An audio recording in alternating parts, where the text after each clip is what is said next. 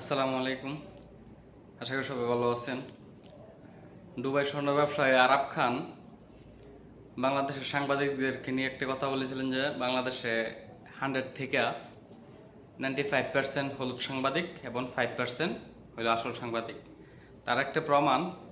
আরও একটি কথা হইল যে বাংলাদেশের জাতীয় খেলা কি হাডুডু।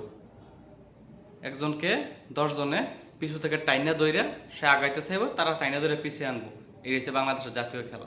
তো সেম এই খেলার মধ্যে বাংলাদেশের প্রত্যেকটা কাহিনীর মধ্যে সেম, যারা একটু উপরে উঠতে চায়, যারা একটু ভালো কাজ করতে চায়, সমাজের দুষ্কৃতী লোক যারা আছে তারা টাইনা দইরা কীভাবে তার পিছিয়ে আনবো, পিছনে নামানো যায় এই চেষ্টা করে আর কি।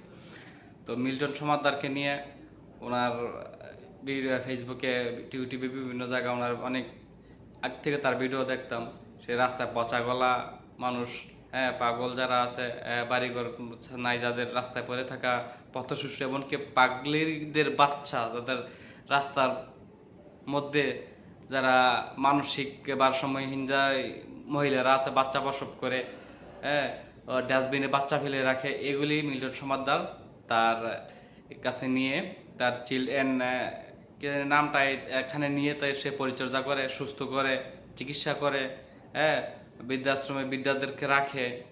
তো এগুলি করতে গেলে সে তো একজন মানুষ, তারও ভুল হইতে পারে, তারও ভিতরে লোভ আছে, তারও ভুল হইতে পারে, স্বাভাবিক, সে মানুষ, সে ফেরেশতা না।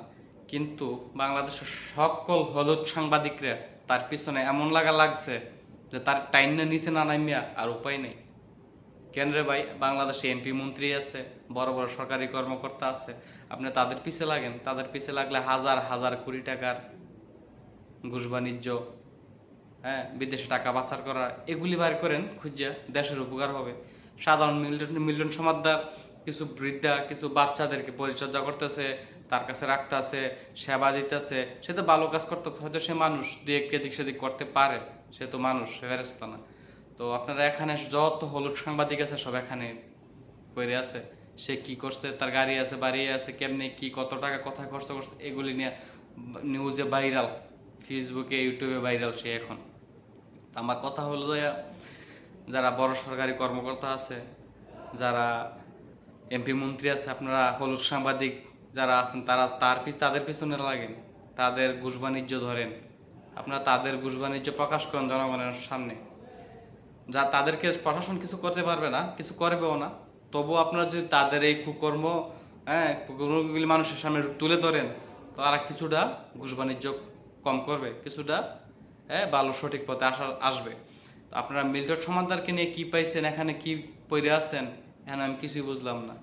এই যে সে রাস্তা থেকে পচা গলা মানুষ, ডাস্টবিন থেকে বাচ্চা এনে সে পালে, তার কাছে রাখে, তারা যে সবাই মিলার ধরছেন, সে যদি দায়িত্ব ছাইরা দেয়, আপনি করবেন এটা, আমি করবো এটা? একজনের তো ভালো একটা দায়িত্ব নিতে হবে, একজনের তো এটার দায়িত্ব নিতে হবে।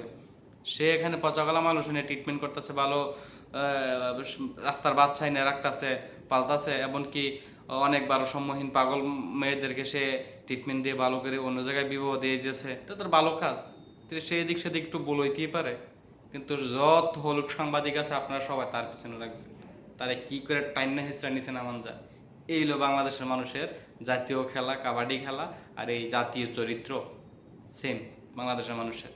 তো বাংলাদেশের হলুদ সাংবাদিকদেরকে আল্লাহ সঠিক বুঝদান করুক।